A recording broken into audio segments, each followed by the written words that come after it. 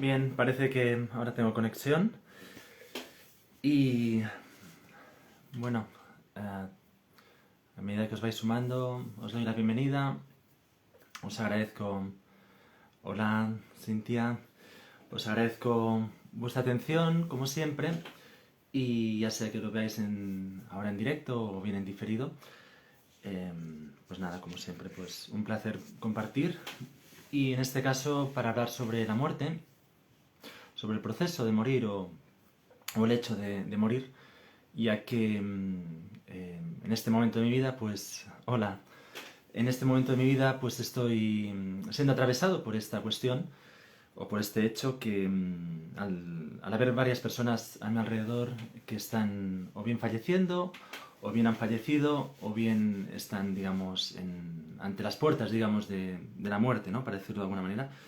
Eh, las puertas hacia lo desconocido, ¿no? Y por lo tanto, bueno, pues me apetece... Hola Rosa, buenas.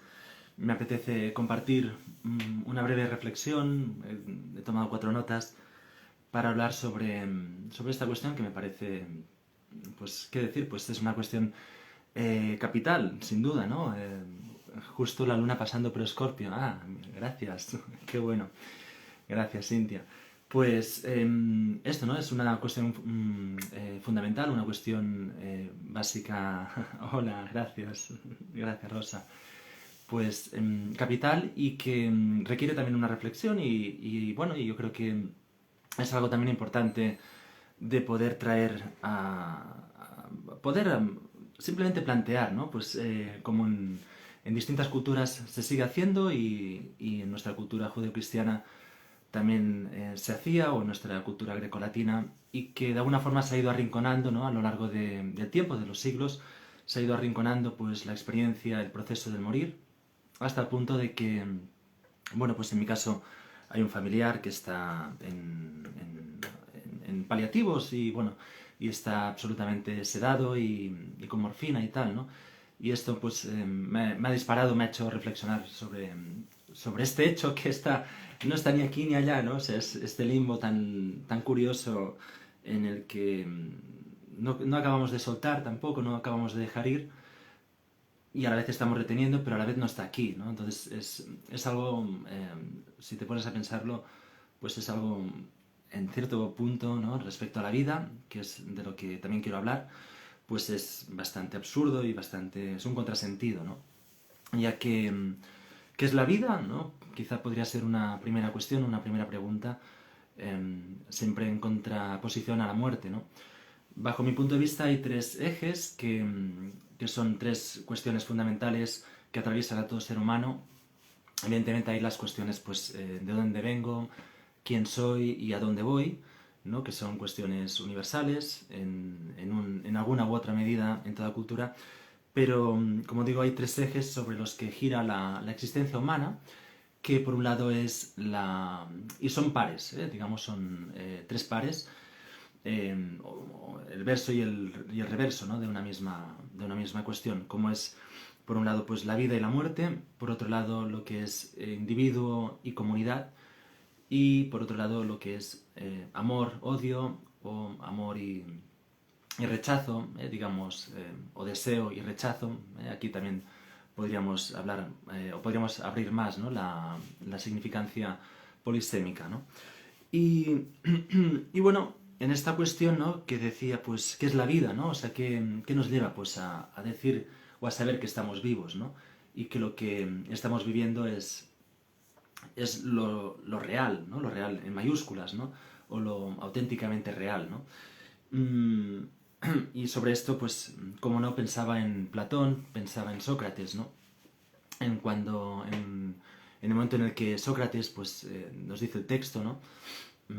Ahora no me acuerdo cuál es, creo que el Fedón, bueno, no me acuerdo cuál es el texto de Platón, en el que habla de la muerte de Sócrates, y le traen la cicuta, ¿no? Y entonces se le dice que la escena es que todo el mundo llora, excepto Sócrates, ¿no? Sócrates está pues sereno, está en un estado, incluso pues bueno, conversando, incluso pues a uno de sus discípulos le dice, por cierto, págale 3 gallos a Asclepio, ¿no? Que le debo 3 gallos, y por favor no te olvides, ¿no? Es decir, incluso en ese momento, en ese último momento en el que sabe que va a morir, ¿no?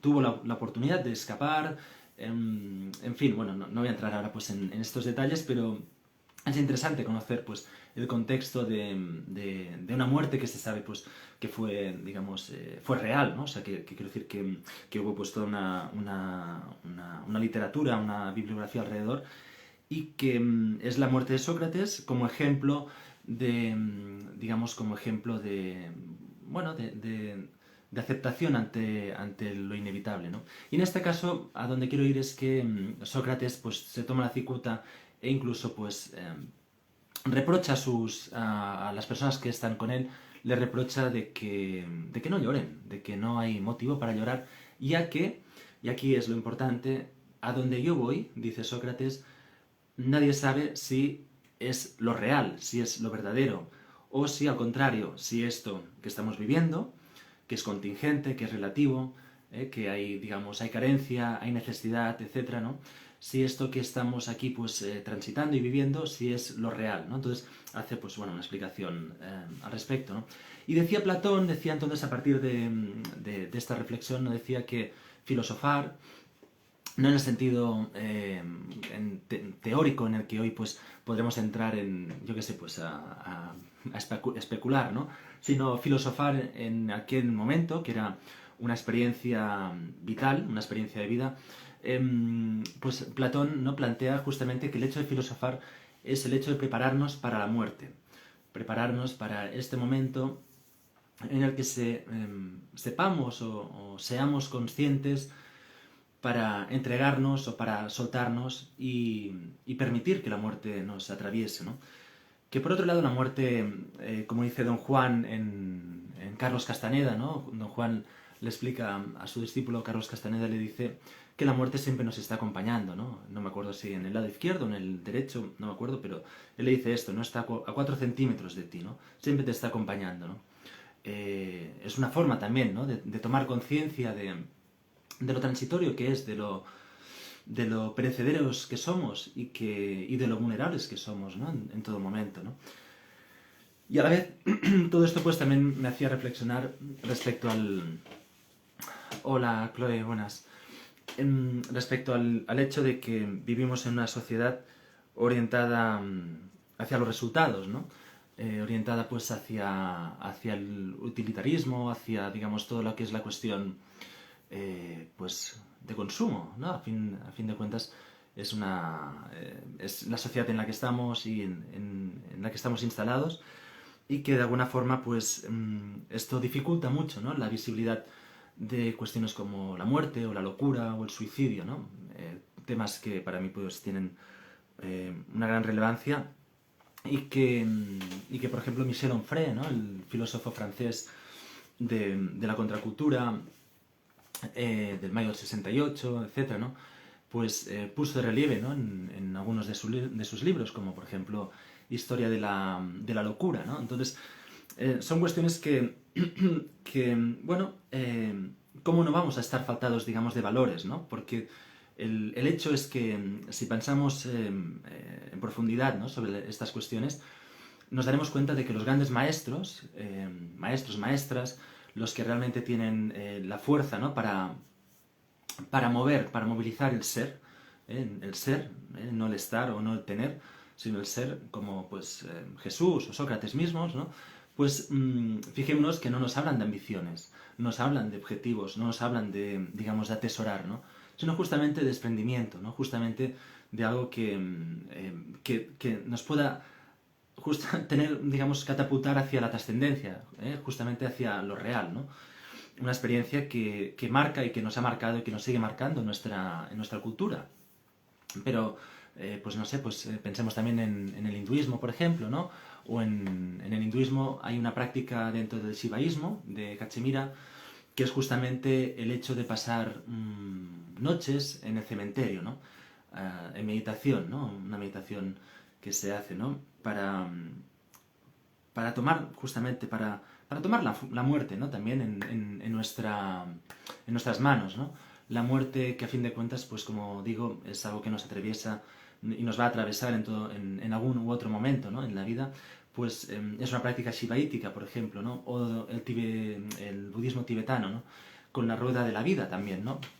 Haciendo una representación, una alegoría del bardo, del libro tibetano de los muertos, pues también hace una alegoría de los procesos por los que pasamos, ¿no? En el momento también de morir, y cómo esto pues tiene relevancia en nuestra cotidianidad, en nuestro día a día, ¿no?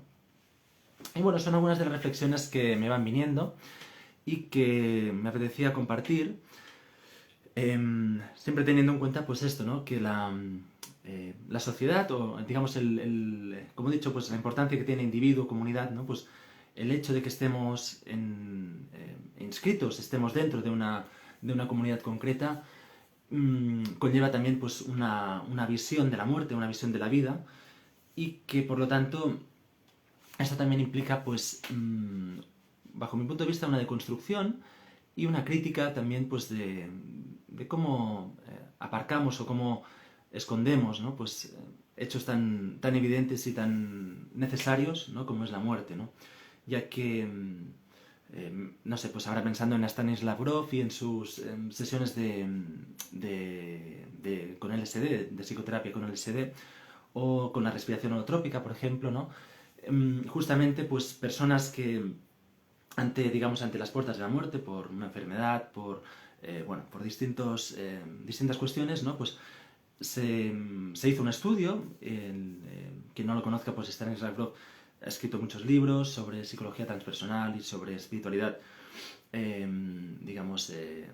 distintos ángulos, y trae justamente esta cuestión desde, pues con el uso, con la ayuda de psicotrópicos, que al dárselas pues a personas, pues como digo, pues terminales, etcétera, pues al salir de la sesión tienen una confianza renovada, enfrentan la muerte o enfrentan el hecho de irse con una perspectiva mucho más amplia y mucho más profunda, ¿no? Y por lo tanto, esto también, pues, como nos resuena también con Elizabeth Kubler-Ross, ¿no? Que con sus libros La muerte, un amanecer, por ejemplo, o bien otros libros, ¿no? Que esta enfermera se dedicó durante muchos años, muchísimos años de su vida, justamente pues a acompañar, ¿no? En este último tránsito a personas, y fue corroborando, ¿no? Pues las etapas, ¿no? Por las que iba pasando la persona, ¿no? Y bueno, esto es un poco...